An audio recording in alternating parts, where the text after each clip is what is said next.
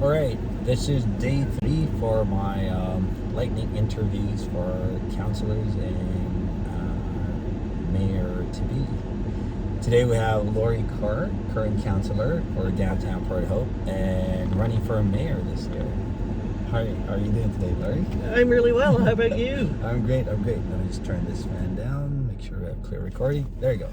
So you're on the hot seat right now, and I've been trying to get this going, and I prepared 5 different questions. So let's start. Okay. Here we go. So the first question is in the topic of yourself, actually. Okay.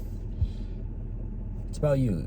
If you were given a magic wand to change anything in this town, what would it be and why? Or should I rephrase? If you had a magic wand and could change anything in this town, what would you change and why? Wow. That's a really good question because it opens up so many possibilities. One thing I would love to change is removing the division between the 2 wards. I would love to be able to wave a magic wand and have that work more cohesively. We totally have different wants and needs, and I think everybody understands that. I think our rural neighbors understand that we have different needs in the urban side, and absolutely vice versa. And I love the fact that we're actually an agricultural community, but we have a really solid business community, and we have a vibrant downtown.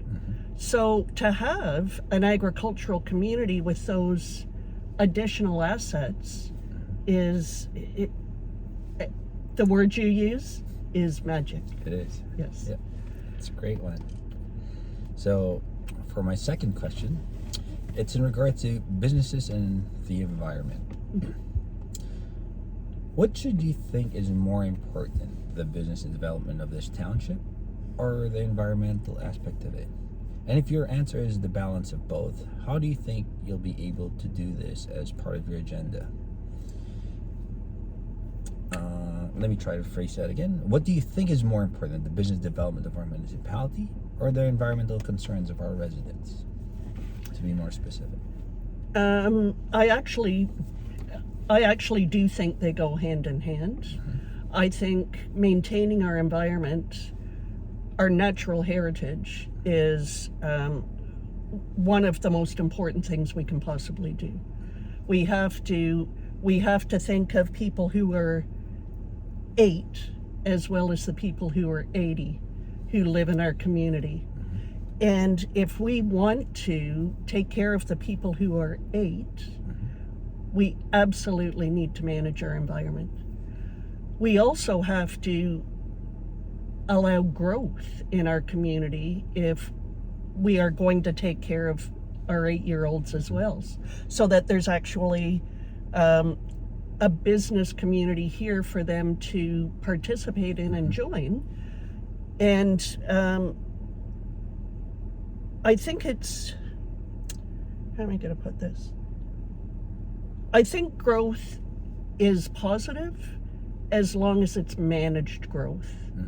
And we need to review all of our land. We need to protect and preserve what should be protected and preserved.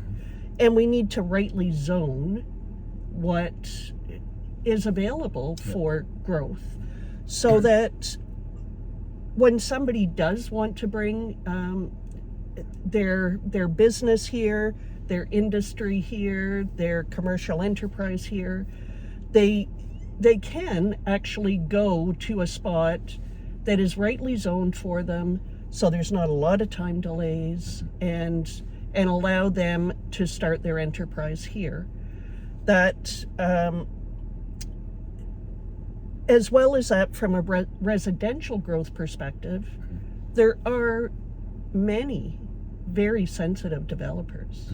We just have to make sure that those are the ones we deal with.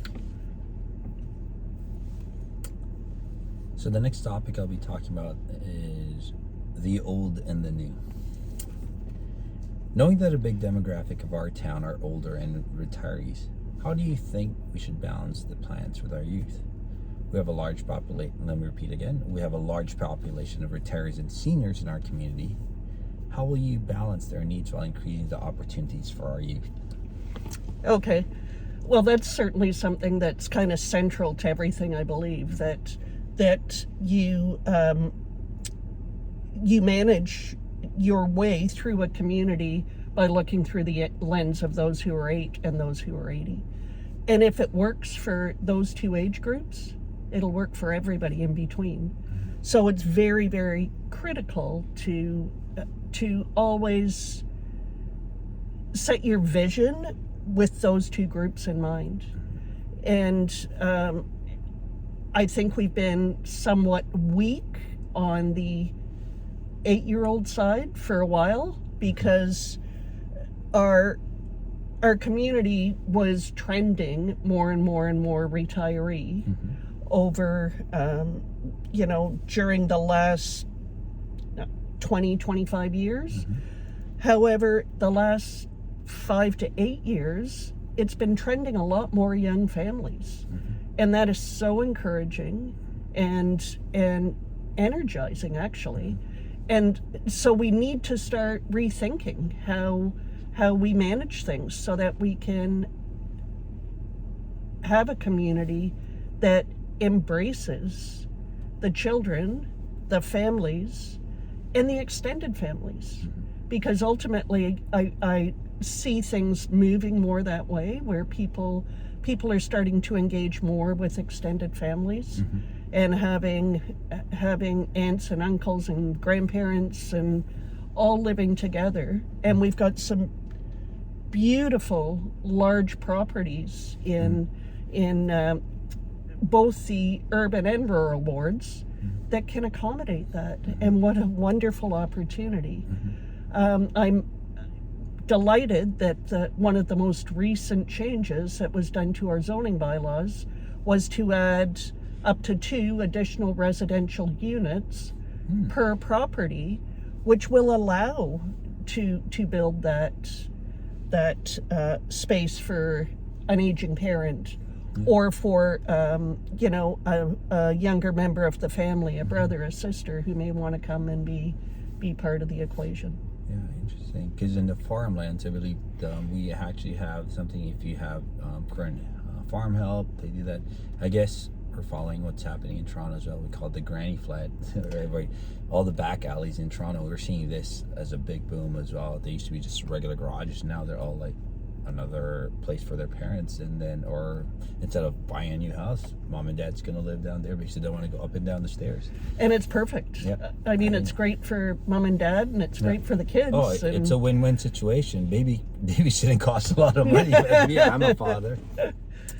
Okay, so on my next topic will be about the First Nations. Do you have a truth and reconciliation plan with Indigenous people? If so, what is your agenda on this? What are your plans to help our community participate in reconciliation with Indigenous people?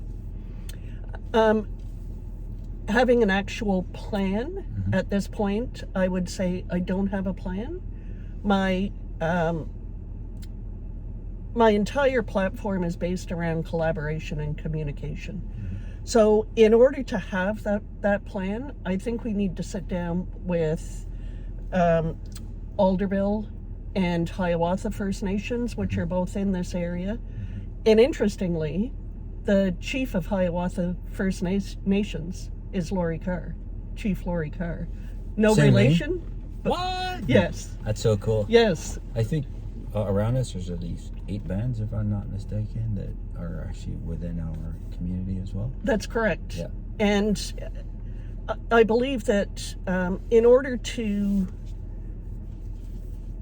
for me to do things feeling like I've actually done my research and I'm doing something properly, is to communicate, consult, collaborate with people that are actually more knowledgeable than me about what the needs are and the requirements, and be there at the table with open arms and open ears to learn and to ask, what exactly could we do as a community to work towards a truth and reconciliation that would be comfortable for our local neighbors. Thanks for that. That's a good one too. I like that part.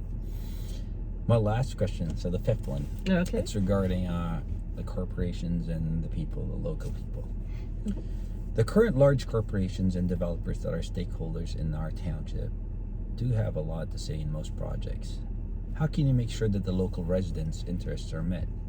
Because at present there are large corporations and developers and with the influence and resources to have their say about most of our projects here. Can you balance the corporate interests with the interests of residents to ensure that people who live here are also heard? One of my goals, if I'm elected mayor, is to have a mayor's roundtable monthly. And I would like to have members of every community within the municipality. So I would like to have a member from the agricultural community, a member from the heritage community, a member from the arts and culture, a member from planning and development, people with those skill sets who are strictly members of this community. We are so fortunate here. We've got such a depth and breadth of knowledge and experience, and people who are so generous with their time and willing to give. And we need to consult with all of these people. We need a member on that would have to be from the youth, hopefully a member from the Indigenous community. And if we sit monthly, we can learn from each other. We can make decisions that could be then brought forward to council with recommendations on things that we can do that will be totally inclusive of our community in its entirety. I like that word, because a big part of my personal principle is being radically inclusive. This is not part of the questionnaire, so this is a bonus round, I guess, Okay. because she did mention that, and that does strike a big thing as far as my personal needs are concerned, and the way I see our township and municipality. Do we have a current group like that? Besides the working group, I think it's still not like that. Was there a plan before, or was there anything like what you just said right now, currently? There isn't currently.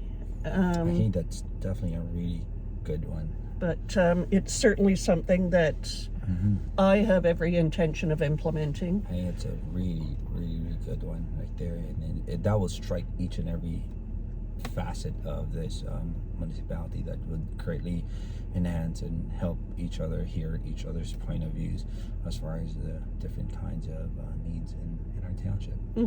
Well, thank you for your time, Laurie, and good luck and all the best, and thanks for seeing me today. Thank you for your time. I think this is wonderful that you're doing this for everybody. So thank you for your creative energy. I'm going to keep pushing it in different ways. Okay. Okay, ciao. Ciao. Okay.